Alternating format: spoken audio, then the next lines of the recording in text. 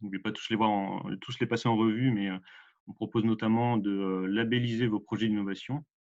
Donc on examine vos projets grâce à notre conseil scientifique et le label, une fois délivré, permet à vos projets d'avoir je dirais une certaine visibilité du point de vue des financeurs publics.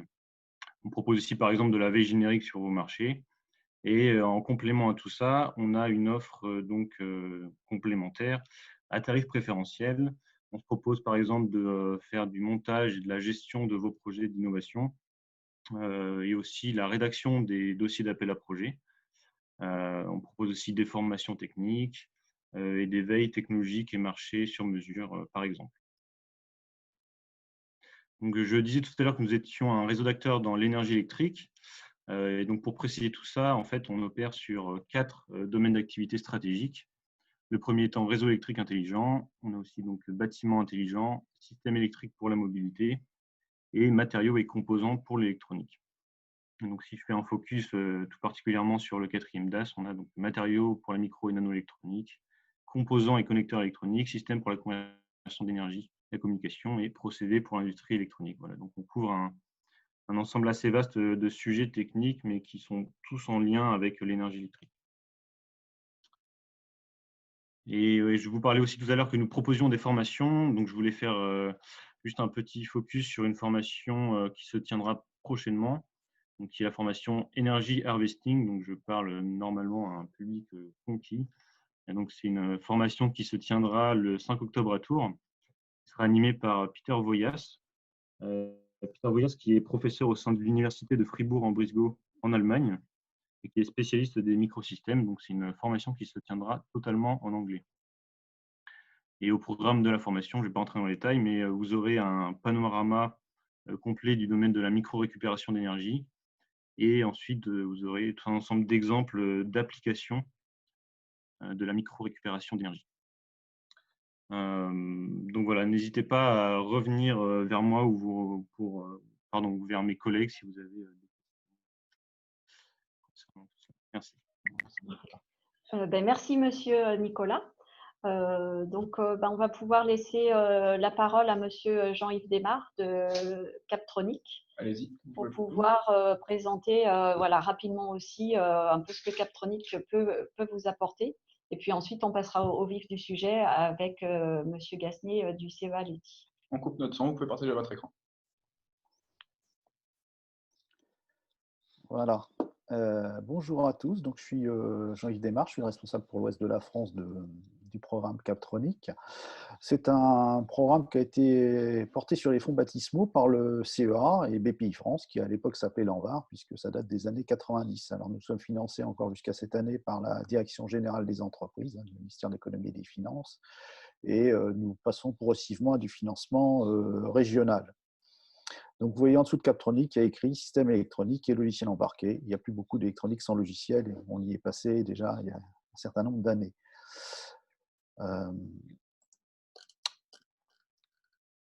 Notre mission, c'est d'accompagner les entreprises françaises vers la réussite de leurs projets de transformation numérique de produits ou de process qui intègrent de l'électronique et du logiciel embarqué. Alors, process, oui, tout à l'heure, on parlait d'industrie du futur, et je pense que le séminaire qu'on a aujourd'hui, il tombe à point quand même, parce qu'il y a un certain nombre de personnes qui pensent à instrumenter leur machine, leur usine, et si on peut effectivement le faire sans avoir trop de fil à la patte, sans être obligé de les alimenter, si le capteur peut servir de système d'alimentation, enfin voilà, il y a des choses intéressantes à regarder de ce côté-là, et l'énergie harvesting pointe bien vers l'industrie du futur.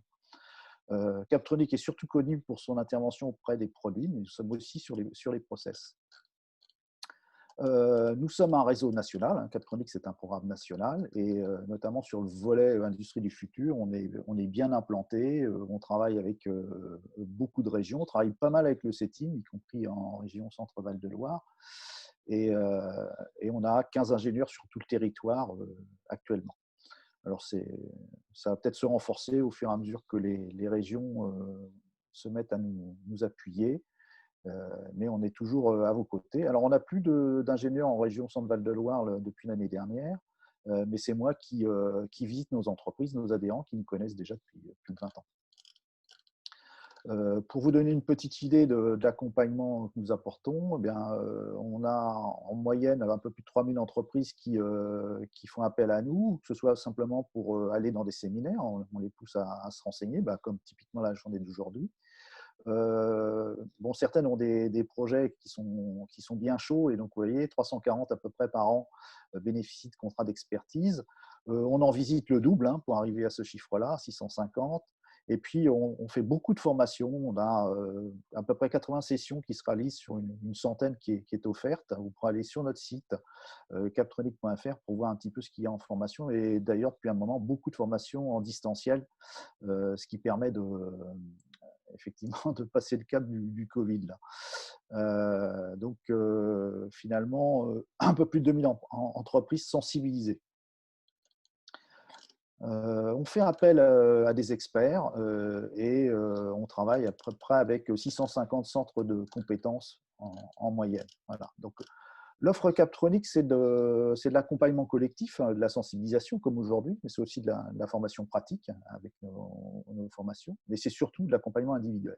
Donc, en face amont des projets pour consolider vos problématiques, pour identifier où sont les verrous techniques. Il y a parfois des points durs technologiques, ce n'est pas toujours simple. Je pense que le sujet d'aujourd'hui en fait partie. On est sur des nouvelles technologies qui ne sont pas toujours évidentes à mettre en œuvre, qui demandent parfois à lancer des faisabilités. Et puis après, quand on n'est à peu près sûr, eh bien, on peut se lancer dans la réalisation, soit en interne si on a les compétences. Là, on peut vous appuyer, y compris sur de la formation, soit en externe. Et dans ce cas-là, vous allez sous-traiter. On peut être à vos côtés en amont et pendant ces phases de sous-traitance. C'est essentiellement ça notre métier. Nous sommes là pour vous conseiller, vous aider à aller dans votre projet avec les meilleures compétences autour de vous. Donc, ce travail est réalisé par nos ingénieurs, moi-même, mes collègues, mais aussi l'appui d'experts. Typiquement, le CRESIT peut intervenir, mais sur des sujets comme ceux d'aujourd'hui, ça peut être des gens du CEA qui nous a fondés. Et donc, on vous accompagne depuis l'expression de besoin jusqu'à l'industrialisation. On peut intervenir à tous les moments. Donc, il ne faut pas hésiter à nous consulter. On vous aidera en amont de la faisabilité si c'est nécessaire, au moment de l'industrialisation et jusqu'à la sortie, jusqu'à temps que vous ayez un produit qui soit commercialisable. Je voulais absolument vous parler d'un programme qu'on porte au niveau national, mais qui est issu de l'IRT NanoElec, donc on allait dire grenoblois, mais un IRT a vocation à servir tous les Français. Donc c'est un programme qui peut bénéficier à toutes les entreprises, y compris celles qui sont en région Centre-Val de Loire. Alors, je parle de PME, donc moins de 250 personnes. L'objectif de ce programme, c'est d'aider les entreprises à trouver les compétences qui vont bien dans les laboratoires du CA Grenoble et de Grenoble INP. Donc, sur des sujets comme celui qu'on voit aujourd'hui, on a la capacité à mobiliser ces experts et de vous faire bénéficier d'un financement qui peut aller jusqu'à 7 500 € de subvention et plafonné à 50%, sachant qu'on est sur une assiette au maximum de 25 000 €. Mais ça reste intéressant pour commencer à regarder une faisabilité. Donc, il ne faut pas hésiter à essayer de profiter de ce programme. Vous me contactez, puis on verra en fonction de votre projet avec le CEA ou Grenoble INP si on peut vous accompagner. Donc, voici mes coordonnées. Voilà, je suis facilement joignable par mail et sur mon portable et je me déplace en région centre. Bon, je vais encore mettre mon masque un petit peu, là, je pense, dans les semaines qui vont venir, mais j'espère qu'on pourra se voir en réel beaucoup plus facilement dans l'avenir. Je vous remercie. Merci beaucoup. Du coup, vous pouvez couper votre partage d'écran. Et... juste avant de lancer la première présentation donc de M. Gasny du CEA Leti, j'ai oublié de vous préciser qu'à la fin de cette partie-là et à la fin de la seconde partie demain, on vous enverra un questionnaire de satisfaction. C'est important pour nous, les financeurs qui participent vraiment concrètement à l'organisation de ces séminaires par leur financement, ont besoin aussi de savoir si ce séminaire vous a plu. Et nous, on a aussi besoin, côté ISO 9001, de savoir ce qu'on peut améliorer et d'avoir votre ressenti, votre retour par rapport à tout ce qu'on organise aujourd'hui et demain. Donc voilà, c'était la précision que j'ai oublié de faire tout à l'heure. Sachant qu'une fois que vous aurez rempli ce questionnaire-là, vous aurez accès aux présentations en PDF qui sont faites par les différents intervenants aujourd'hui et demain. Merci Voilà beaucoup. un petit Écoutez, peu. Monsieur Gasnier, vous pouvez partager votre écran et prendre la parole. On coupe le micro. Vous m'entendez, oui? On vous entend très bien.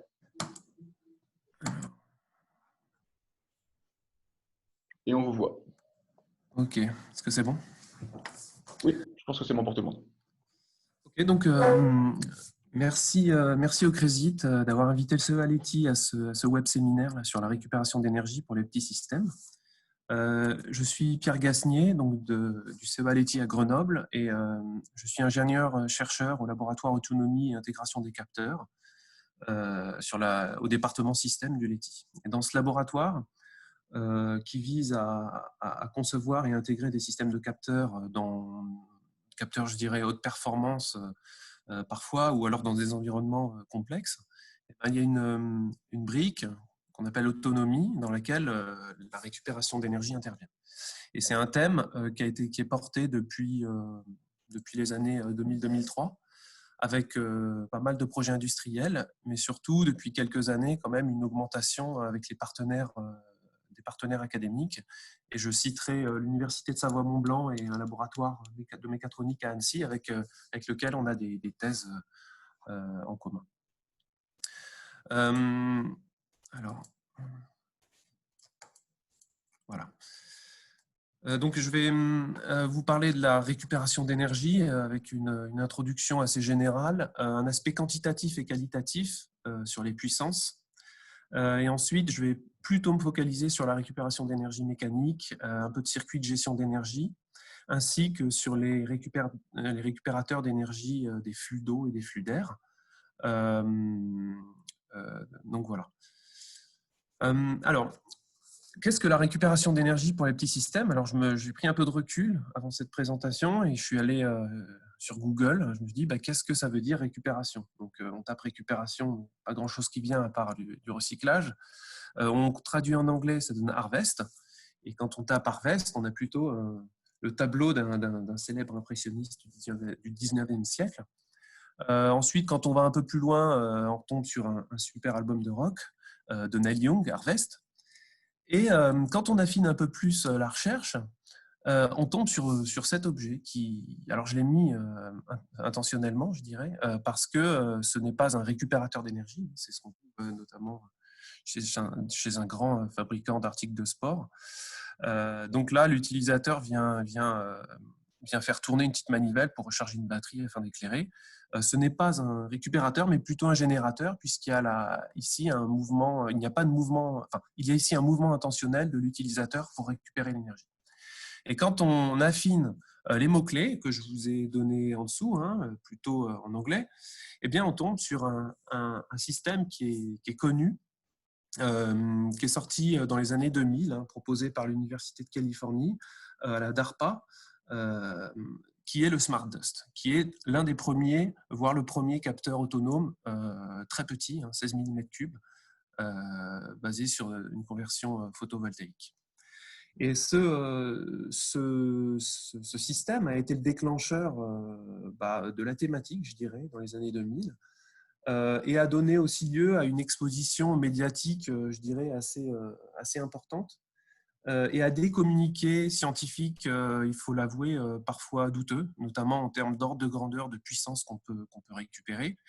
Je citerai notamment des articles de presse qui sont encore finalement assez récents, disant qu'on peut recharger le téléphone portable avec les gradients thermiques entre l'air et la peau, ou alors qu'on peut recharger son smartphone dans un concert de rock, Neil Young par exemple, avec des nanogénérateurs. Alors aujourd'hui, clairement, c'est un rêve. Et la réalité, c'est plutôt que on peut alimenter des capteurs avec les déformations d'un t-shirt ou la chaussure, mais des capteurs qui sont optimisés et très faible consommation. Voilà, c'est une petite introduction. Donc, la récupération d'énergie, eh bien, ça vise à convertir l'énergie issue de l'environnement d'un capteur, les gradients thermiques, les chocs, enfin pas mal de choses, afin que ce capteur puisse devenir autonome en énergie et puisse faire sa mesure, l'envoi de son information, souvent sans fil, à d'autres capteurs ou à une station de base. c'est nécessaire de regarder l'aspect, je dirais, quantitatif de l'énergie qu'on a en entrée. Alors ça, ce tableau donne un résumé des ordres de grandeur de puissance qu'on peut récupérer des différentes sources, hein, mécaniques, thermiques, radiantes, et puis la partie chimique. En fait, on se rend compte que c'est vraiment la cellule photovoltaïque, notamment en outdoor, qui détrône un peu tout le monde, avec des très très bonnes densités de puissance. On est au-dessus du milliwatt, par centimètre carré. Donc, je ne vais pas m'étendre sur cette forme d'énergie. Il y a un exposé, il me semble, par la société Armor après. Mais il faut savoir que bon, cette densité de puissance chute quand même drastiquement. Hein. Lorsqu'on parle de PV indoor, on est plutôt sur du 10 à 15 microwatts par centimètre carré, donc à 200 lux par exemple. Et puis, à noter aussi qu'on fait côté INES des cellules qui sont conformables, hein, cellules organiques, sur ce thème. Donc, on a les puissances récupérables. Ensuite, il faut regarder les puissances, la demande énergétique du capteur. Et là, eh bien, j'ai entouré en vert ce qu'on peut imaginer, comment dire, alimenter. Bien sûr, c'est pas exhaustif. On est dans l'ordre de 1 microwatt jusqu'à 10 milliwatts. Il y a certaines applications qui fournissent autour de 100 milliwatts. On le verra dans les exemples que je donnerai, mais on se situe quand même dans cet ordre de grandeur de faible puissance d'entrée. Mais il ne faut pas regarder que la puissance moyenne que consomme un capteur, il faut surtout regarder la façon dont le capteur peut fonctionner. C'est-à-dire que même si le capteur consomme 1 milliwatt, là on a par exemple un microcontrôleur en mode actif qui consomme 1 milliwatt, eh bien, on peut, avec un récupérateur fournissant en moyenne 1 microwatt, grâce à un élément de stockage, donc il est nécessaire de stocker l'énergie pendant un temps très très long, et ensuite au bout de, je sais pas, 2 heures ou alors 2 jours, envoyer une information par lien radio et une mesure par du LoRa ou en plus faible conso du Bluetooth Low Energy. Donc ça implique que le capteur il a un fonctionnement asynchrone, souvent quand on veut l'alimenter avec la récupération d'énergie. Donc j'ai parlé donc du rêve, de la réalité, et puis quelque chose qui est important de mentionner, c'est que la récupération d'énergie est encore plus pertinente lorsque c'est inévitable, notamment sur les environnements sévères, lorsque la température est très importante et que la pile ne peut pas fonctionner. Dans les emplacements qui sont très difficiles d'accès, où on veut y accéder une fois, poser le capteur et ne pas avoir à y revenir pour changer les piles. Lorsque les capteurs sont très, très nombreux et quand il faut changer les batteries, eh bien, ça devient coûteux. Ou pour des capteurs qui ont des grandes durées de vie, typiquement supérieures à 10-20 ans. Donc, clairement, aujourd'hui, les technologies de récupération d'énergie, de notre point de vue, sont encore liées à des applications relativement spécifiques. Il faut le dire quand même. Quand on regarde le système de récupération d'énergie, il faut le regarder dans son ensemble. C'est-à-dire qu'il y a le récupérateur d'énergie, mais aussi l'étage de gestion d'énergie qui est très, très important. Donc, celui que j'ai nommé Power Management. Et en fait, les contraintes et les optimisations sur un tel système doivent être vraiment réalisées sur la chaîne complète. Donc, il y a besoin d'avoir une vue système. Je noterai aussi que l'impact de la gestion d'énergie, c'est-à-dire l'électronique qui vient convertir l'énergie électrique en sortie du récupérateur en énergie électrique utilisable par le capteur communicant, typiquement 3 volts en continu dans l'élément de stockage, eh bien cet aspect-là, cet étage-là a un impact important sur le rendement et le volume total du système autonome. Donc, il faut le prendre en compte quand on le dimensionne. Et une approche qui est très souvent adoptée, en tout cas au CEA, c'est de regarder la demande énergétique et la façon dont fonctionne le nœud de capteur. Quand un industriel vient nous voir, on regarde déjà premièrement cet aspect-là et on optimise le nœud de capteur. Ensuite, quand on l'a optimisé, on regarde l'environnement du capteur, l'énergie d'entrée, et le volume qui peut être alloué au récupérateur. Et dans ce cas-là, on dimensionne le récupérateur. Donc, ce sont des exemples là de capteurs autonomes communicants qu'on a développés au CEA. Le premier est basé sur la récupération des gradients thermiques avec des éléments, des Thermo Element Generator, TEG, où on peut, grâce à un gradient d'autour de 10 degrés, générer plus de quelques milliwatts et donc alimenter un autre capteur qui envoie à 10 Hz, à peu près en Bluetooth Low Energy, une donnée d'accélération et de température sur un smartphone. Je parlerai aussi ensuite des récupérateurs d'énergie des flux, notamment des flux d'eau ici. Donc pareil, c'est pour l'irrigation connectée, où on envoie les mesures grâce à un convertisseur électromagnétique et une petite turbine. Et à droite, c'est l'exemple d'un système de récupération d'énergie vibratoire. Et là, on a voulu mettre en exergue la partie gestion d'énergie électrique, le power management, avec une poutre du commerce. Et là, c'est plutôt pour de la maintenance prédictive. Et pour finir cette introduction, eh bien, les principaux challenges de la récupération d'énergie, je pense que vous les connaissez, mais c'est important de les rappeler, c'est les densités de puissance. Par contre, ce n'est pas pour moi le plus important parce que les nœuds de capteurs aujourd'hui consomment de moins en moins. Mais c'est surtout la fiabilité opérationnelle, quand le capteur peut fonctionner, et surtout le vieillissement et la robustesse. Après, il y a l'aspect coût et l'impact environnemental, et ça, il faut le comparer à ce que peut apporter une pile ou une batterie primaire. Donc, on focalise, nous, plus particulièrement sur ces aspects-là, densité de puissance et fiabilité. Donc, je vais vous détailler la récupération d'énergie mécanique et notamment la récupération d'énergie vibratoire. Donc, qu'est-ce qu'un récupérateur d'énergie vibratoire? Alors, j'ai mis des schémas simplifiés. Un récupérateur d'énergie vibratoire, en fait, c'est un résonateur. On profite du facteur de qualité du résonateur, qui peut être une poutre encastrée d'un côté et libre de l'autre, avec une masse mobile sur laquelle on vient déposer des piézos, ou alors une structure à suspension, un aimant qui bouge dans une bobine via des ressorts. Et ce système peut être modélisé assez basiquement par un système masse-ressort-amortisseur, avec un amortisseur premier qui représente les pertes mécaniques et un autre plutôt la récupération d'énergie. Et en fait, ce système, quand on veut récupérer de l'énergie vibratoire, la récupération d'énergie est optimisée et atteint une puissance maximum qu'on appelle puissance limite, qui est égale à ce que j'ai mis en haut, la MA carré Q sur 16 pi 0, qui est la fréquence F0 étant la fréquence de résonance du résonateur. Donc, lorsque la fréquence d'entrée est égale à la fréquence de résonance et lorsque l'amortissement mécanique est égal à l'amortissement électrique, eh bien, on a cet ordre de grandeur de puissance. Donc, j'ai donné un exemple. Typiquement, on est à 200 microwatts, à 0,1 G d'accélération pour une masse mobile de 10 grammes. Donc, on voit que à partir de relativement faible à l'accélération, on peut avoir des puissances qui sont compatibles avec l'alimentation de capteurs. Ensuite, cet amortisseur vert que j'ai dessiné, là, c'est un peu simplifié, mais c'est le transducteur d'énergie mécanique en énergie électrique.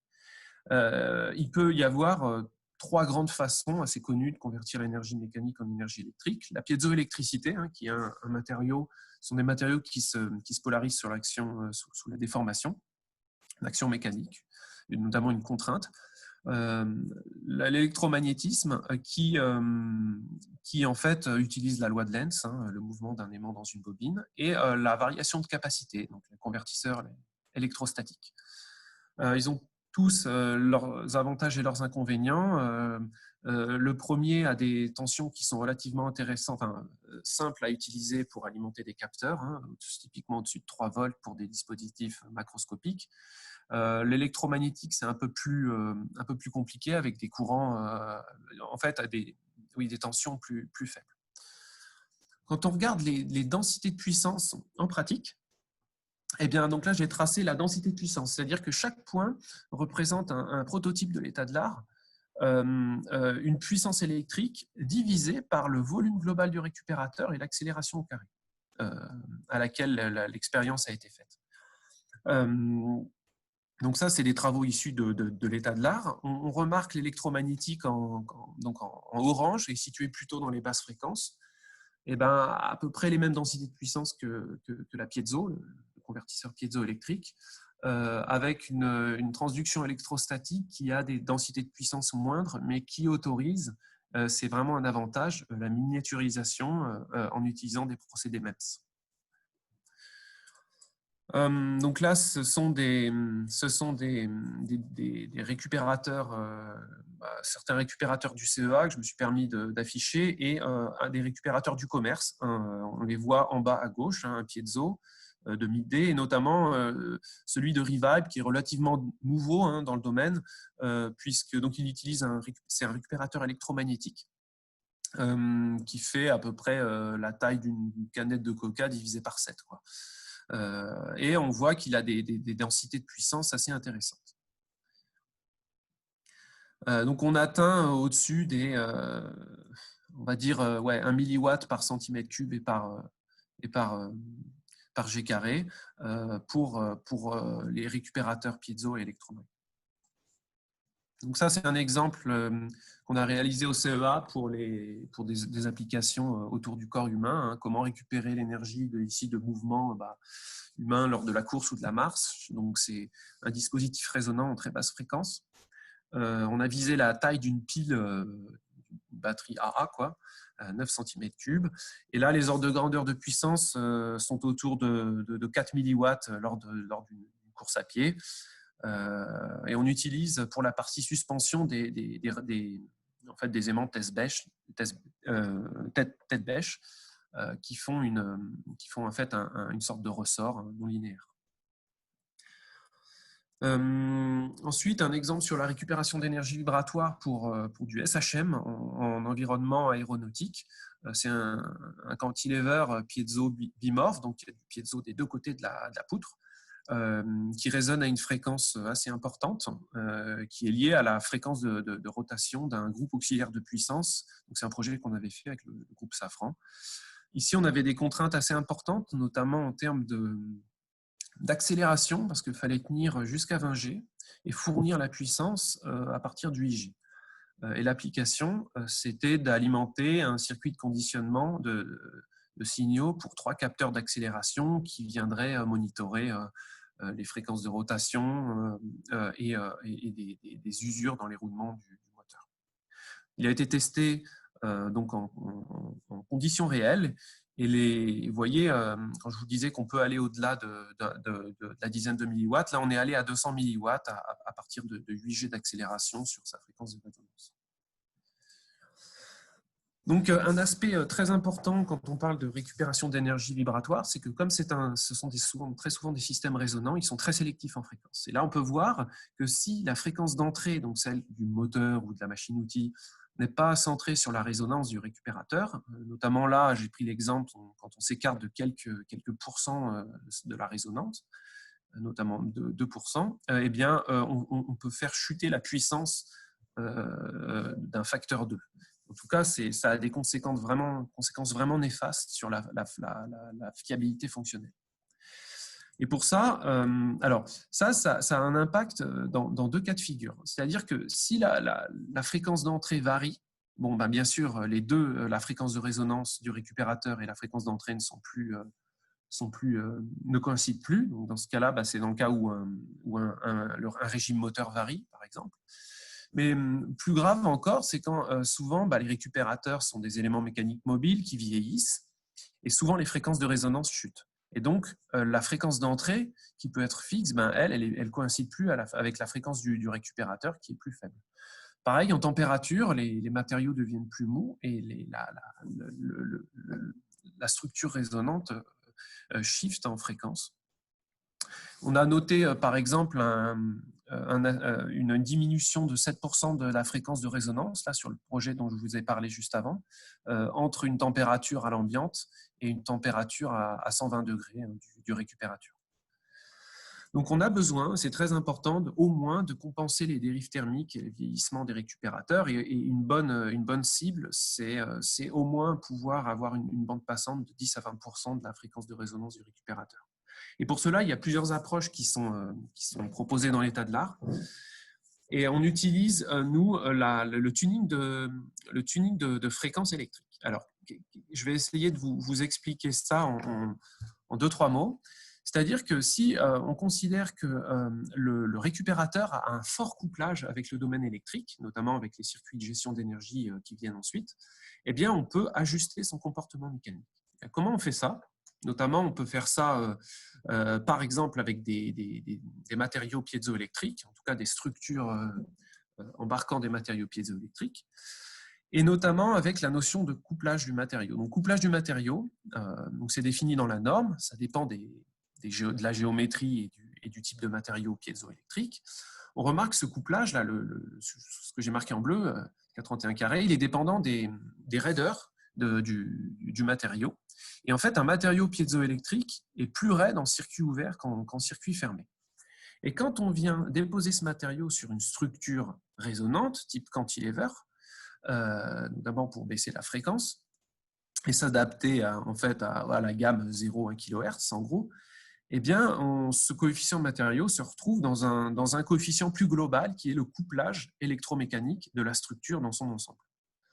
Et pourquoi je vous parle de ça? C'est que quand on raisonne autour des modes de vibration de cette structure, eh bien, on peut remarquer que le couplage il est dépendant de la fréquence de résonance de la structure en circuit ouvert et de la fréquence de résonance de la structure en circuit fermé. Donc, plus cette différence delta F entre ces deux fréquences est grande, plus le récupérateur va pouvoir s'adapter, va avoir la capacité de s'adapter dans cette bande.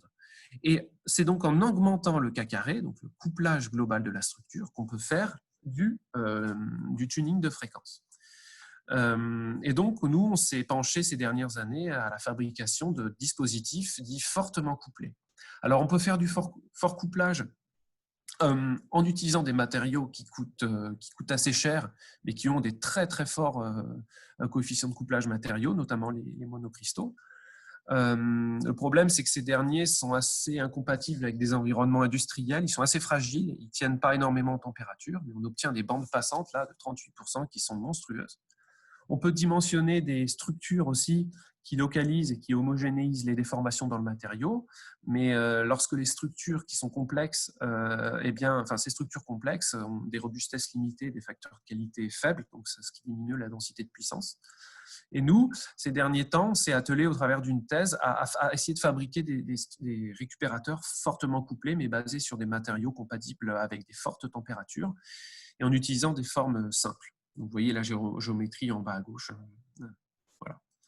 Donc, les principaux résultats que j'ai mis sur cette courbe qui représente la bande passante des récupérateurs en fonction de la densité de puissance, où grâce à des structures qui exploitent des effets d'inertie en rotation grâce à une longue masse mobile et une configuration en plane strain du matériau, en déformation plane, eh bien, on arrive à avoir des bandes passantes autour de 8 à 12% et des bonnes densités de puissance. Donc, le but, à terme, c'est d'aller dans ce plan-là, avoir des très bonnes bandes passantes et des très bonnes densités de puissance. C'est ce qu'on veut faire. Et aussi regarder l'aspect robustesse et vieillissement de ces structures. Un mot sur l'électronique de gestion. Donc là, j'ai parlé des récupérateurs d'énergie vibratoire qui ont maintenant, grâce au fort couplage, la capacité de s'adapter sur une bande relativement large. Eh bien, il faut l'électronique intelligente derrière qui puisse adapter le comportement du récupérateur en temps réel. C'est les travaux d'une autre thèse qui s'est réalisée en parallèle de la première, qui vise à développer des techniques non linéaires notamment, qui permettent d'adapter le comportement du récupérateur entre ces deux fréquences et d'adapter l'extraction d'énergie pour qu'elle soit la plus grande possible.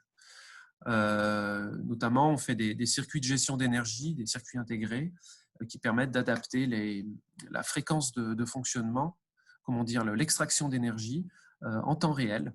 On a un MPPT, donc un Maximum Power Points Tracking du circuit qui consomme vraiment très peu, on est autour de 30 nanowatts, et qui permet d'adapter la fréquence du récupérateur lorsque l'environnement varie et d'être toujours au point de puissance maximum. Donc, c'était la grosse partie de cette présentation là, sur la récupération d'énergie mécanique. Je vais maintenant parler des récupérateurs d'énergie des flux d'eau et des flux d'air, une thématique aussi sur laquelle on travaille dans mon équipe. Récupérer d'un flux. Et en fait, cette puissance est proportionnelle à la vitesse du flux et à la section prise par le flux. Donc, une fois que ça, c'est la puissance du fluide. Ce fluide, il ne peut pas être exploité directement. Il faut pouvoir convertir ce fluide en une autre énergie mécanique, qui peut être une énergie mécanique de rotation ou, comme on le voit à droite, ce qu'on appelle l'effet drapeau, c'est le fluttering. Et donc, il y a forcément un rendement de conversion entre cette énergie mécanique du fluide et cette autre énergie mécanique, un rendement mécano-mécanique. J'ai mis en haut à gauche des ordres de grandeur de puissance qu'on peut récupérer d'un dispositif qui ferait un diamètre de 2 cm, donc c'est très petit, on parle de petit système, avec un rendement de 10%, c'est atypiquement ce qu'on peut avoir quand on est sur des faibles dimensions. Pour l'eau, pour l'air, on voit qu'on peut, à partir de 2 mètres par seconde, dépasser les 100 microwatts. Et pour l'eau, n'en parlons pas, on est à 100 milliwatts. Donc, on peut, en fait, ce type de récupérateur permet vraiment d'être très puissant en termes d'énergie, de puissance électrique. Et il faut noter aussi qu'ils ont l'intérêt d'être moins dépendants des conditions environnementales, comme peuvent l'être les récupérateurs d'énergie vibratoire, parce qu'ils n'ont pas de composante fréquentielle, uniquement l'amplitude. Donc, il y a plusieurs types de conversion après mécanique vers électrique. On utilise souvent l'électromagnétique, et je vais en parler ensuite. Mais de plus en plus, on voit des convertisseurs électrostatiques qui utilisent une variation de capacité pour convertir l'énergie mécanique en énergie électrique. Donc ça, c'est un récupérateur. Ce sont des récupérateurs qu'on a proposés qu'on a proposé pour deux types d'applications, des applications, je dirais, sévères, aéronautiques. C'est le premier dispositif marron qui tient 250 degrés. Et le deuxième, c'est un dispositif qui a utilisé plutôt des technos d'impression 3D, stéréolithographie. On a un peu, même beaucoup, optimisé la forme des pales pour pouvoir démarrer à des très très faibles flux. Donc là, on parle de flux d'air, je ne l'ai pas précisé, mais ce sont des flux d'air. C'est des petites turbines, alors qu'on appelle micro-turbines, mais elles ont de micro que le nom. Je dirais que micro, c'est plutôt pour les microwatts, pas pour l'échelle. On ne fait pas des dispositifs micrométriques. Vous voyez, elles font 3,5 cm de diamètre et elles permettent de fournir des puissances très faible flux. 1,5 mètres par seconde, c'est une brise qu'on sent à peine sur la peau. Dès qu'on est à 3 mètres par seconde de vitesse d'air, on est au-dessus du milliwatt. Et dans ce cas-là, on peut facilement alimenter les capteurs. On s'appuie sur des simulations éléments finis, dynamique des fluides couplées à d'électromag pour optimiser nos systèmes. Donc là, j'ai mis quelques exemples. Donc un état de l'art avec nos dispositifs sur la gauche et des dispositifs qui m'ont paru intéressants, notamment en termes de dimension. On voit que nous, on se place plutôt sur les faibles flux. On essaye de toucher le rendement de 30%, qui est très dur à avoir dans des dimensions centimétriques. Donc, en l'ordre de grandeur, c'est de densité de puissance, on est autour de 50 à 100 microwatts par centimètre carré à 2 mètres par seconde. Et puis après, on va au-dessus de 500 microwatts quand on dépasse les 3,5, 4 mètres par seconde, microwatts par centimètre carré. Le dernier exemple, ce sont ça concerne la récupération de l'énergie des flux d'eau. Donc là, deux exemples, dont celui de droite, c'est un projet européen, où on utilise aussi la conversion électromagnétique. Vous avez une petite turbine au milieu, sur laquelle sont disposés des aimants sur la couronne. Donc, tout ça, c'est dans l'eau. Par contre, les bobines sont multiples et sont situées à l'extérieur du pipe. Donc, on optimise la forme des pales, l'agencement bobine-aimant, les formes du convertisseur mécanique électrique. C'est pour des applications d'irrigation connectée, notamment. Donc là, vous voyez, les ordres de grandeur de puissance sont relativement importants. On est à 7,5 milliwatts à 10 litres par minute. Et dans ce cas-là, on peut quand même faire beaucoup de choses. Enfin, on peut faire beaucoup de choses en termes applicatifs, hein, mesurer des accélérations à des fréquences d'échantillonnage relativement grandes, mesurer des débits, mesurer des pressions. Enfin, il y a pas mal de choses à faire avec ces puissances. Donc j'en arrive à ma conclusion. Donc la récupération d'énergie aujourd'hui, c'est donc pour les petits, je dirais, il faut l'avouer, encore pour des applications spécifiques, hein, dans les environnements où la pile ne peut pas fonctionner, les environnements isolés. Mais il faut quand même le dire, depuis quelques années, des applications plus grand public voient le jour. Et on peut noter, notamment de notre côté, là, au CEA, alors je ne peux pas trop en parler aujourd'hui pour des raisons de confidentialité, mais il y a 3 industrialisations qui sont en cours, l'une dans le sport, une autre dans le domaine de la domotique et une autre dans l'irrigation connectée. Donc, pas que au CEA, mais on voit de plus en plus des systèmes de récupération d'énergie sortir des cartons, je trouve. Il faut bien sûr étudier le système dans son ensemble quand on étudie un système de récupération d'énergie, et notamment l'adéquation récupérateur-circuit, qui est aussi importante que l'adéquation, je dirais, algorithme-architecture d'un système de traitement du signal. C'est vraiment important. On peut faire un récupérateur d'énergie qui est très très efficace. Par contre, s'il fournit une tension de 2 millivolts, on ne pourra pas faire un circuit de gestion très, très performant, ou alors il devra être très gros pour qu'on puisse récupérer et convertir l'énergie d'entrée en énergie utilisable par un capteur communicant. Donc, il faut réfléchir vraiment sur toute la chaîne. Et quelque chose qui me paraissait vraiment important de dire, hein, on parle de dissémination des capteurs un peu partout, mais il ne faut pas oublier que ça a un impact environnemental. Et qu'il faut commencer à y réfléchir. Au CEA, on a pas mal de travaux en cours sur la question, notamment autour de méthodologies de conception, sur les objets connectés, sur l'éco-conception des objets connectés, des estimations d'impact, donc des outils de design aussi, hein, et aussi sur du machine learning sur la basse consommation. Voilà. Je vais essayer d'aller vite parce que je suis un petit peu en retard. Donc, la récupération d'énergie mécanique, on essaye de l'industrialiser au CEA. C'est encore un petit peu difficile, mais on s'y attelle. C'est l'aspect coût et fiabilité qui est à améliorer aujourd'hui. Je ne vais pas revenir sur les récupérateurs dont j'ai parlé. Je voulais simplement ouvrir le débat aussi sur un autre aspect. Donc, c'est super la récupération d'énergie. Il n'y a pas que ça.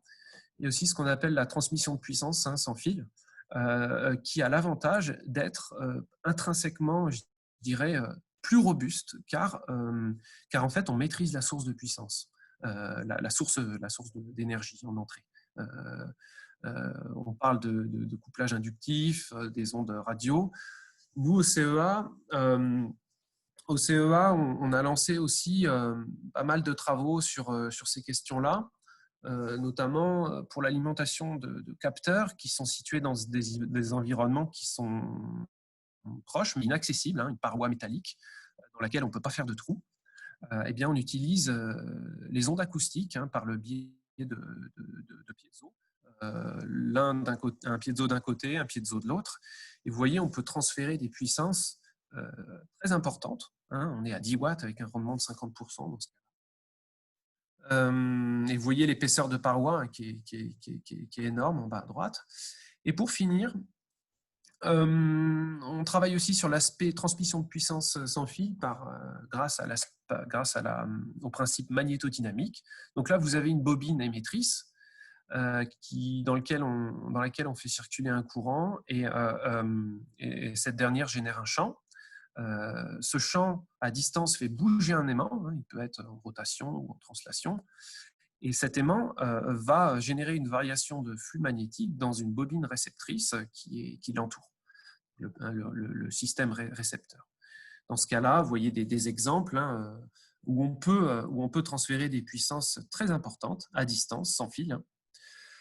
Et ça, c'est intéressant parce qu'on utilise des très basses fréquences. Et donc, dans le domaine médical, on peut alimenter des systèmes sans poser de problème pour le patient. On peut alimenter des systèmes sous la mer avec de l'eau salée. Et puis traverser certaines épaisseurs de parois métalliques. Voilà. J'en ai fini. Je voudrais remercier mes collègues, hein, l'équipe actuelle qui travaille sur cette thématique en particulier dans le laboratoire, sans qui ce serait difficile aussi d'avoir tous ces prototypes et résultats. Voilà. Je vous remercie. Merci beaucoup, M. Gasnier. On va passer aux questions, mais de façon assez rapide pour ne pas trop mordre sur le temps des personnes suivantes. Donc, vous avez la possibilité de taper vos questions sur le chat. Allez-y. Pendant que vous tapez les questions, on a juste une petite question pour Captronic. Donc, peut-être que M. Desmar va pouvoir y répondre. La question, c'est faites-vous de l'accompagnement en vue de passer des certifications ATEX, FCC, Anatel, BLE? Bien, nous faisons appel à notre réseau d'experts pour ça. Effectivement, on a des gens dans notre réseau d'experts qui sont capables d'accompagner les entreprises. Ok, merci beaucoup. Donc, allez-y pour les questions pour M. Gasnier. Oui, parmi les choses qui sont concernées là, au niveau de la réglementation, il y a l'impact de la directive RED qui n'est pas évidente pour les gens qui, notamment qui utilisent des modules et autres. Et il y a des façons de s'y prendre qui peuvent aller plus vite et diminuer les coûts. Donc ça, on peut vous accompagner là-dessus. On a des experts qui peuvent vous aider à valider vos produits. D'accord. Merci. On va attendre encore 1 minute pour les questions. Si jamais il n'y en a pas, de toute façon, vous pouvez les… Moi, j'ai une question. Ah, ok, pardon. Désolé. Oui, j'ai une question. Vous avez rapidement parlé au tout début de l'énergie thermoélectrique avec les gradients de température. Est-ce que c'est des choses sur lesquelles le CEA travaille aussi? Et est-ce que vous pouvez nous dire rapidement si c'est quelque chose d'intéressant par rapport à la densité aussi qu'on peut récupérer par ces systèmes-là? Alors, oui, on travaille dessus. Alors, dans mon laboratoire, on fait on n'est pas matériaux, mais on utilise pas mal les circuits de gestion d'énergie du commerce ou des circuits de gestion d'énergie dédiés pour convertir ce qui est en sortie des TEG. Typiquement, c'est de l'ordre de grandeur, c'est 50 millivolts jusqu'à 300 millivolts, et il faut des convertisseurs avec des rendements intéressants. Voilà. Du coup, on fait plutôt cet aspect-là, et puis après toute la brique capteur autonome. Mais au CEA, on a proposé il y a quelque temps des matériaux thermoélectriques qui ont l'avantage notamment d'avoir des très bons coefficients à des très fortes températures. Donc, oui, on travaille sur ces aspects-là. Et les ordres de grandeur de puissance, c'est clairement dès qu'on est à quelques degrés, je dirais au-dessus de 10 degrés de delta T, on parle vraiment de gradient de température. C'est-à-dire qu'il faut savoir imposer un gradient de température entre la phase chaude et froide de l'élément thermoélectrique. Donc, à partir d'une dizaine de degrés, on est facilement au milliwatt, voire un peu plus. Donc, ça, c'est l'ordre de grandeur. Mais il faut quand même savoir qu'il ne faut pas uniquement regarder l'élément thermique. Il faut aussi regarder, et je peux peut-être revenir sur la présentation, il faut regarder l'échangeur thermique qui, lui, est souvent d'une taille relativement, voire beaucoup plus importante que le TEG lui-même. Donc là, alors, oui, on voit que en fait, le TEG, il fait quelques 5 mm d'épaisseur sur quelques centimètres de côté. C'est un petit carré de chocolat, quoi. Et l'échangeur thermique, qui est là pour maintenir le gradient de température entre la surface chaude et la surface froide, et lui, il a un volume très important. Et c'est d'ailleurs, c'est souvent ce qui dimensionne le volume global. Effectivement. Bon, ben, Merci beaucoup. On a reçu 2 autres questions. Alors la première, une réponse rapide, je pense. En utilisant couplage inductif, quel ordre de grandeur grossièrement peut-on espérer pour le rendement? Le couplage inductif, c'est une bonne question. On est en dessous, on est bien en dessous de 50%, il me semble. Alors nous, on n'en fait pas énormément dans notre laboratoire. On a une équipe qui fait ça, mais on est en dessous de 50%, et en fonction de la distance, ça peut décroître très très très très vite. D'accord. Et la dernière question avant de passer à la conférence suivante. Pour la récupération d'énergie mécanique, est-ce que des solutions ont été évaluées pour la levée d'alarme pour alimenter un système en cas de dépassement de seuil? Enfin, comment dire, disponible sur étagère, non, mais c'est des choses, nous, qu'on a regardé dans le cadre de projets dont je ne peux pas forcément parler, mais c'est des demandes. D'accord. Ok, et ben écoutez, merci beaucoup, merci à tous pour les questions. On va passer au sujet suivant. Donc, Monsieur Fisk, vous pouvez prendre la parole. Allumez Oui, votre. bonjour à tous. Monsieur Gasnier, coupez votre présentation, Oui. s'il vous plaît, pour que Monsieur Oui. Fisk puisse mettre la sienne. Coupez votre micro également. Parfait. Monsieur Fisk, vous pouvez y aller. On va couper notre micro. Oui, alors par contre, il faut Toujours enlever monsieur qui présente. Ah oui. ouais, il faut enlever le partage d'écran de votre côté, Monsieur Gagné, que je puisse partager. Attendez, je vais lui couper. Voilà. D'accord, Vous pouvez parfait. y aller. Donc, hop.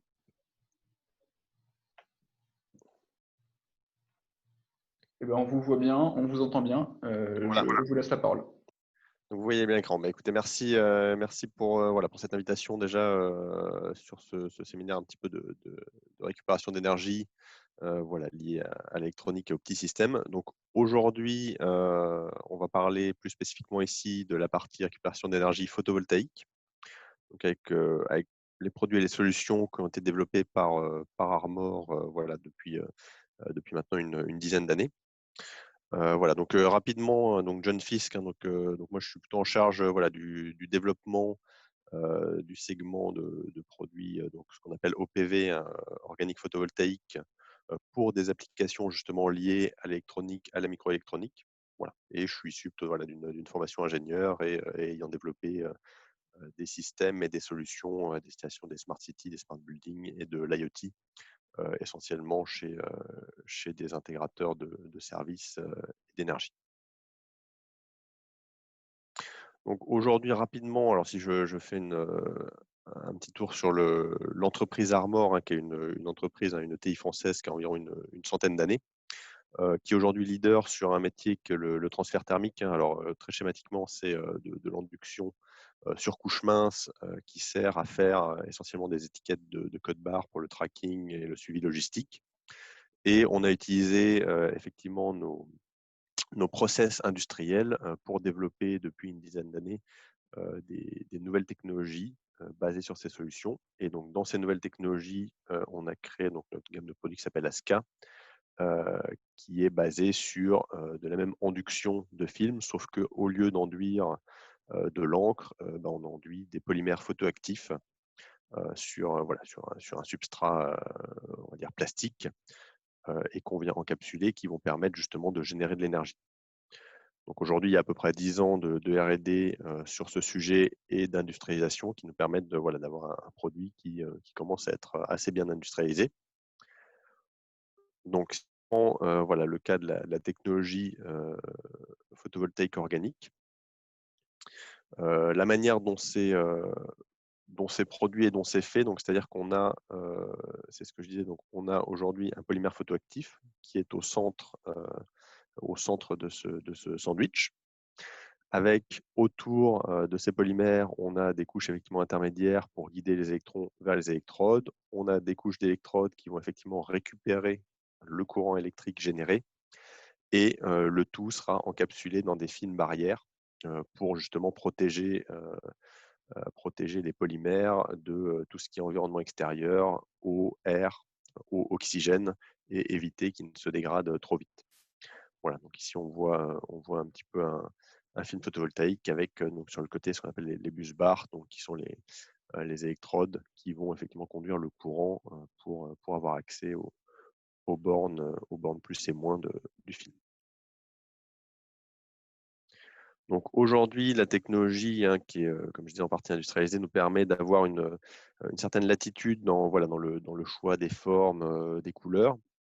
Alors, on a deux technologies ou deux process un peu différentes qui permettent de faire soit ce qu'on appelle du freeform, donc là avec vraiment des formes et des dimensions très spécifiques, comme on peut voir les feuilles ici ou les hexagones, ou des modules qui sont, on va dire, plus standardisés, avec une production en grand volume plus simple et qui fonctionne finalement par système de bandes. Et donc, chaque bande va produire aujourd'hui une tension donnée en circuit ouvert d'à peu près 0,8 volts. Donc là, si on prend un exemple d'un fil 9 bandes, on aura à peu près du 5 volts en sortie. Et on a d'autres standards aussi qui sont du 20 bandes et du 41 bandes qui vont correspondre pour des plus grandes applications à du 12 et du 24 volts. Donc, et qui iront jusqu'à 60 cm de large à peu près pour un module de 41 bandes et avec des longueurs maximum d'encapsulation qui pourront aller jusqu'à 6 mètres. Voilà. Donc, ils pourront être plutôt sur la partie électronique, des petits modules qui vont être entre 1 et 10 cm. Et après, des plus grands modules qu'on utilise, nous, plutôt pour des applications type bâtiment, type serre maraîchère, pour créer de l'énergie sur des autres supports. Donc, ce qu'on disait, c'est qu'on a également de la variabilité en couleur. On a aujourd'hui une semi-transparence qui est possible, jusqu'à 20 à 30% de transparence, comme on peut le voir ici sur l'image.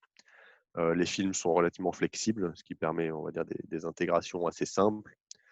Alors, couleur, oui. Par contre, effectivement, on a aussi les films opaques qui aujourd'hui gardent des meilleurs rendements en indoor et en faible luminosité et lumière artificielle.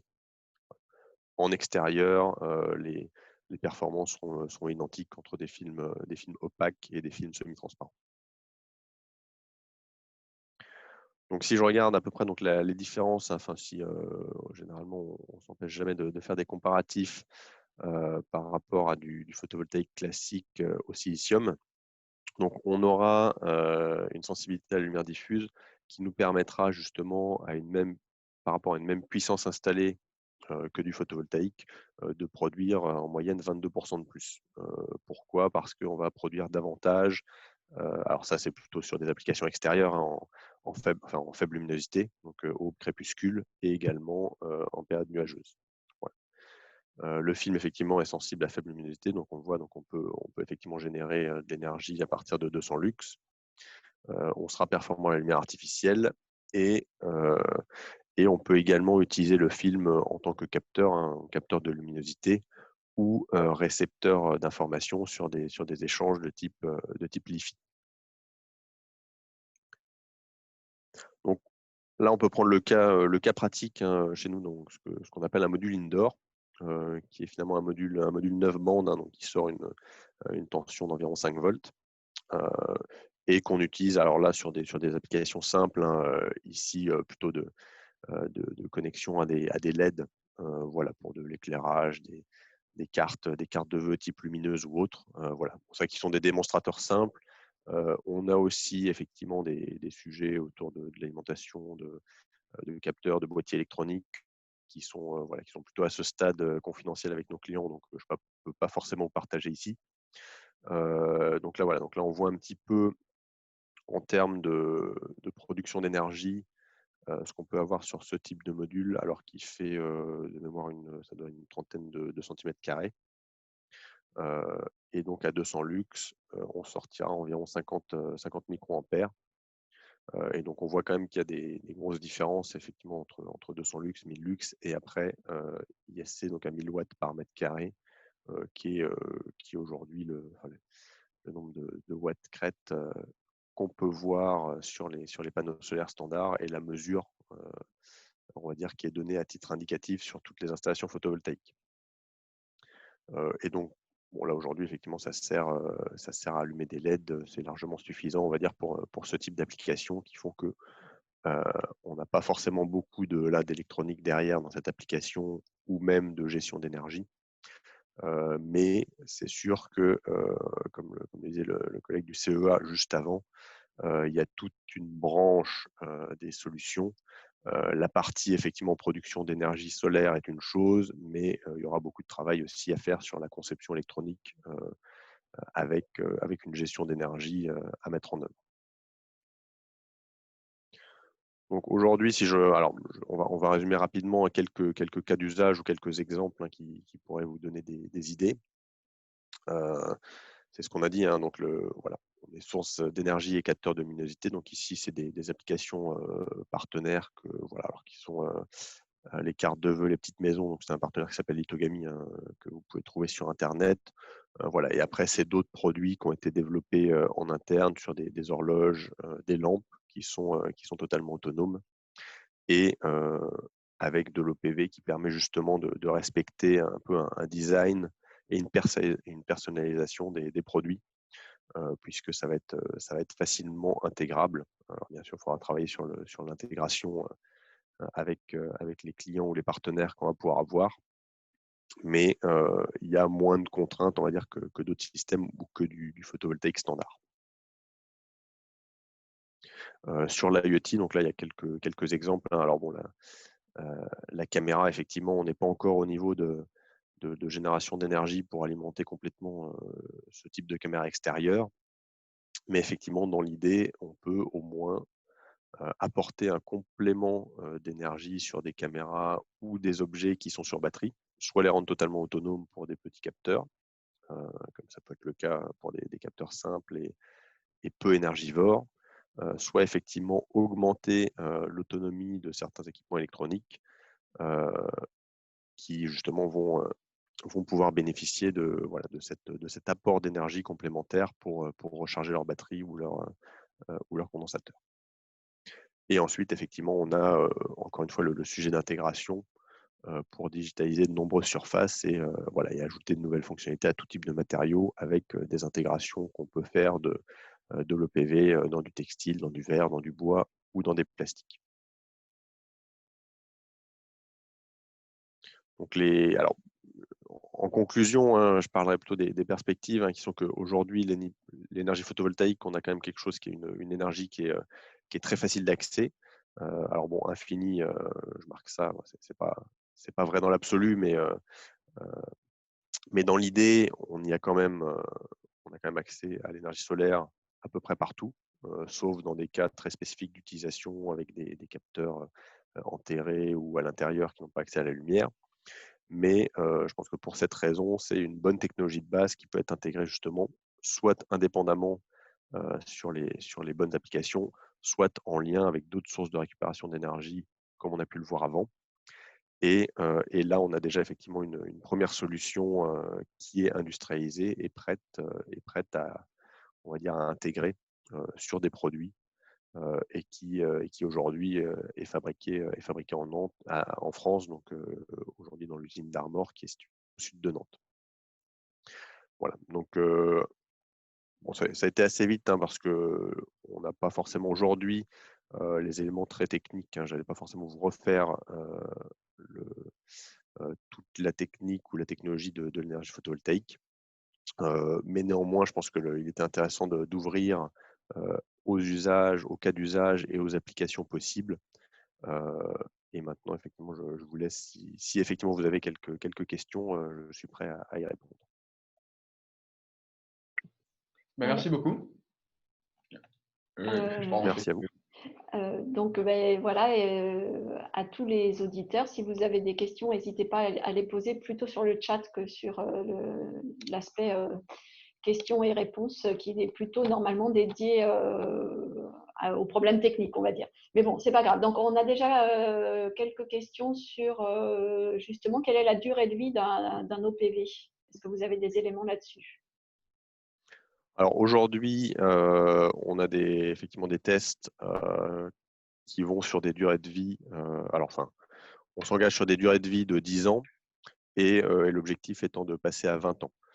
Sachant que la durée de vie d'un OPV va beaucoup dépendre des conditions d'environnement dans lesquelles il est installé. Si on utilise un capteur ou un film OPV en indoor, il n'y aura pas la même dégradation qu'à l'extérieur. Donc c'est la raison pour laquelle nous on travaille aussi sur des intégrations différentes et même des films barrières qui s'adaptent en fonction de l'usage, avec des films barrières pour l'intérieur qui seront par exemple plus souples, plus facilement intégrables à des appareils ou des boîtiers courbes, mais en contrepartie qui seront moins résistants.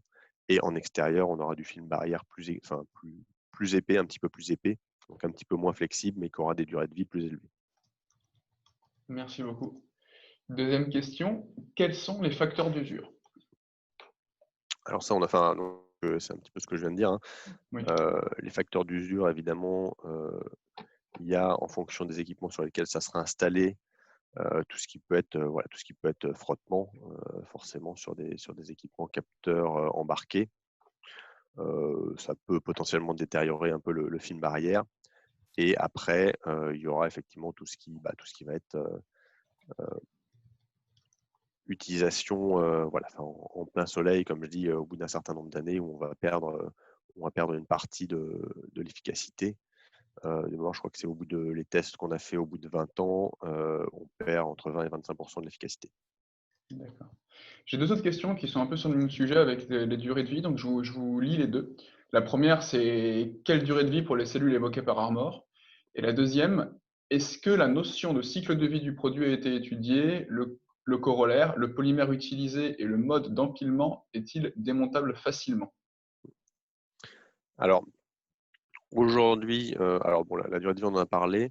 Sur l'analyse du cycle de vie, on a fait effectivement l'analyse du cycle de production. Je n'en ai pas forcément parlé ici sur le fait qu'effectivement on est sur une production bas carbone et qu'on est sur un temps de retour énergétique d'environ de 3 à 6 mois.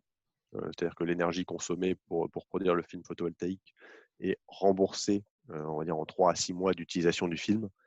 Là où sur du photovoltaïque classique au silicium, on sera plutôt entre 12 et 18 mois. Et donc après, la dernière question, c'était… Alors, je vous la relis, pardon.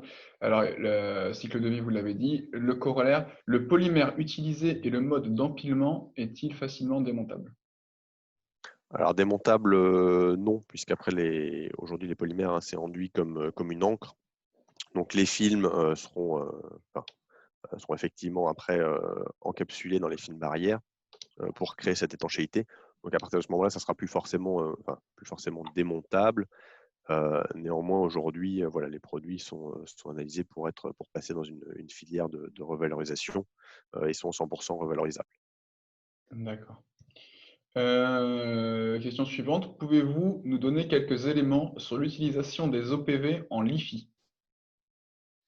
Alors aujourd'hui, sur des applications LiFi, on est effectivement sur la sensibilité des capteurs aux lumières artificielles qui permettent de récupérer via la modulation sur l'information sur l'intensité ou la tension, d'aller récupérer les informations.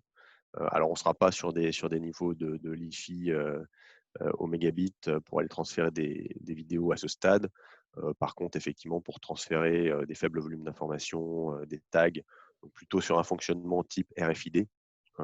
Ça pourrait être des applications type positionnement sur des bâtiments équipés de LiFi, sur de l'accès, voilà. D'accord, merci. Utilisez-vous la sérigraphie pour fabriquer ces empilements? Alors on est sur de l'induction. D'accord. Vous dites remboursable 2 à 4 fois plus rapidement que du silicium cristallin, mais l'OPV est a priori plus cher en euros par watt. Sur quelle base comparez-vous? Alors là, on parle du temps de retour énergétique. Je parle pas D'accord. je parle pas des éléments financiers. Le temps de retour énergétique, c'est effectivement comme le process de fabrication de l'OPV est beaucoup moins énergivore puisqu'on chauffe beaucoup moins que sur du silicium où on doit chauffer à 1000 degrés. Là, l'OPV, on a des process qui montent à une centaine de degrés. et de fait qui consomment beaucoup moins d'énergie. Sur le retour financier, aujourd'hui, il est clair que si on compare à du photovoltaïque au silicium classique, le temps de retour sur investissement financier, pour le coup, sera beaucoup plus long si on compare sur des mêmes applications. Mais le sujet, c'est qu'aujourd'hui, l'OPV ne va pas sur les mêmes applications que le photovoltaïque classique. L'idée, c'est de dire que de toute façon, là où on met du photovoltaïque classique et où c'est rentable, ça restera rentable de mettre du photovoltaïque au silicium. L'OPV va venir s'intégrer sur toutes les surfaces qui aujourd'hui sont inaccessibles au photovoltaïque classique. Donc c'est les façades des bâtiments, des verrières, des serres, plus, donc ça c'est pour les applications extérieures. Et après, pour de l'indoor, on sera effectivement sur des capteurs, sur des objets connectés, sur de la domotique, sur des objets nomades qui vont pouvoir bénéficier justement des avantages de l'OPV qui sont de la flexibilité, de la souplesse, une très grande légèreté et qui seront intégrables beaucoup plus facilement. D'accord, merci. Question suivante. Y a-t-il une part de biosourcé dans le polymère utilisé? Alors ça, je n'ai pas forcément le détail des polymères parce que c'est des éléments qui changent régulièrement, on va dire, en fonction des progrès qui sont faits sur les polymères et les rendements. Donc là, ce n'est pas une information que j'ai à ce stade, mais voilà, je vous invite à revenir vers moi et je pourrai transmettre la question. Ben, merci beaucoup. On a épuisé le stock de questions. Merci à vous.